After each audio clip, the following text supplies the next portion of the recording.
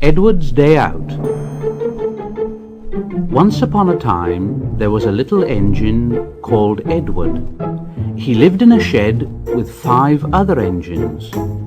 They were all bigger than Edward and boasted about it. They said, "The driver won't choose you again. He wants big, strong engines like us."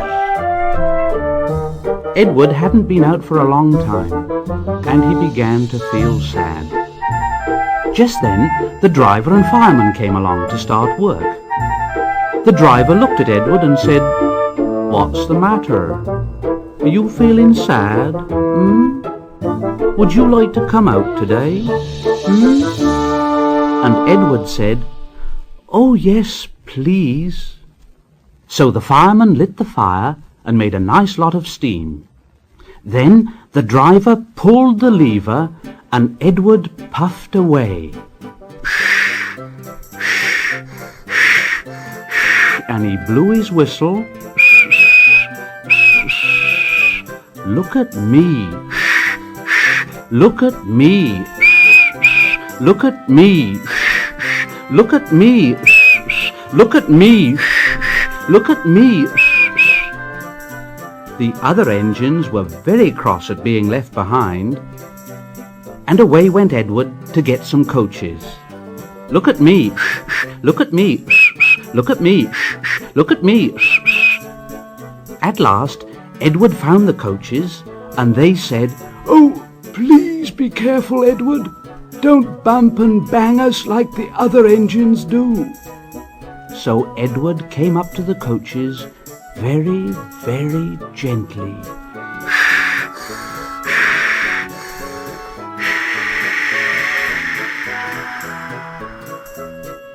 And the shunter fastened the coupling.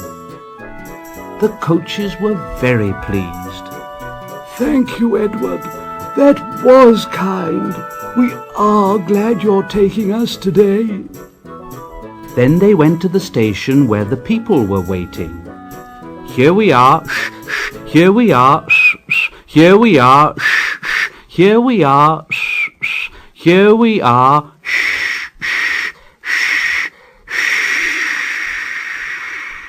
"Come along, get in quickly, please."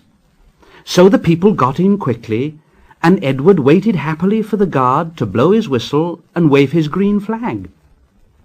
He waited and waited, and there was no whistle and no green flag. Edward was getting anxious. "Where is that guard?" The driver and fireman asked the station master. Have you seen the guard?" "No." They asked the porter. Have you seen the guard?" Yes, "Last night." Edward began to get cross. Are we ever going to start? Just then, a little boy shouted, "Here he comes!" And there the guard was, running down the hill with his flags in one hand and a sandwich in the other.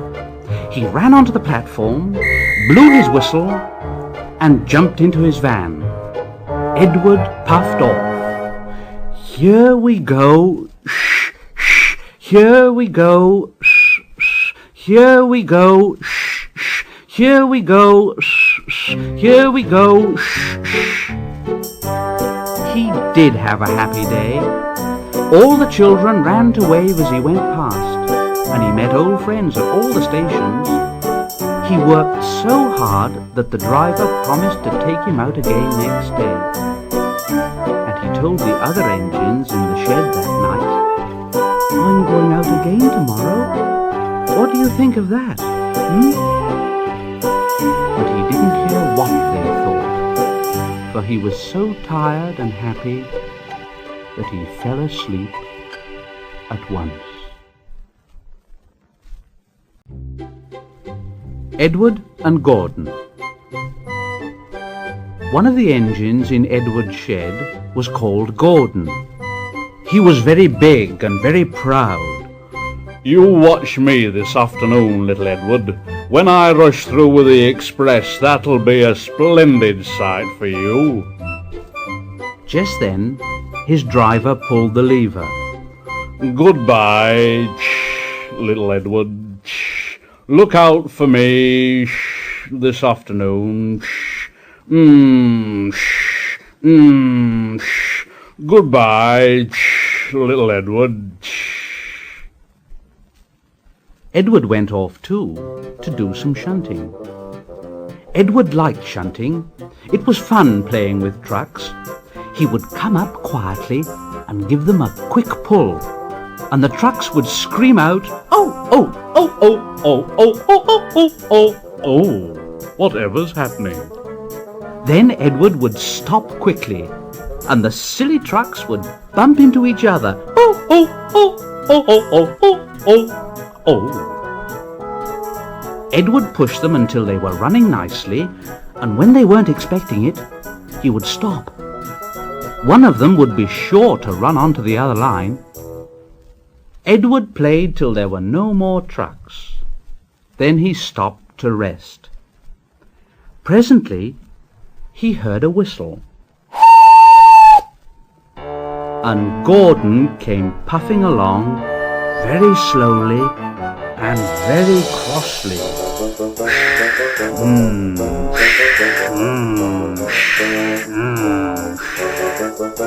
Instead of nice shining coaches, he was pulling a lot of very dirty coal trucks. A goods train. A goods train. The shame of it. The shame of it. The shame of it. Oh dear. Oh dear. He went slowly through with the trucks clattering and banging behind him. Edward laughed and went to find some more trucks. Soon afterwards, a porter came and spoke to Edward's driver. "Yeah, Gordon can't get up the hill. Will you take Edward and push him, please?" They found Gordon halfway up the hill, and he was very cross. His driver and fireman were talking to him severely. "You're not trying, Gordon. You're not trying at all." And Gordon said, I can't do it. I can't do it. The noisy trucks hold an engine back so. If there were coaches now, clean, sensible things that come quietly, that would be different. Edward's driver came up. "Here, we've come to push you." "Oh, it's no use at all." "Well, you wait and see." They brought the train back to the bottom of the hill. Edward came up behind the brake van. "I'm ready." "It's no good." The guard blew his whistle, and they pulled and pushed as hard as they could. Gordon pulled. "I can't do it. I can't do it." Edward pushed. "I will do it. I will do it." "I can't do it." "I will do it." Edward pushed and puffed and puffed and pushed as hard as ever he could, and almost before he realized it, Gordon found himself at the top of the hill. "I've done it. I've done it. I've done it." And he forgot all about Edward pushing behind. He didn't wait to say thank you, but ran on so fast that he passed 2 stations before his driver could make him stop. Edward had pushed so hard that when he got to the top, he was out of breath. Gordon ran on so fast that Edward was left behind. The guard waved and waved, but Edward couldn't catch up. He ran on to the next station, and there the driver and fireman said they were very pleased with him. The fireman gave him a nice long drink.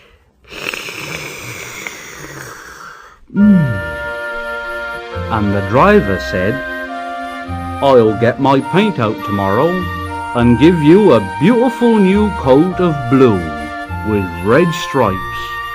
Then you'll be the smartest engine in the shed."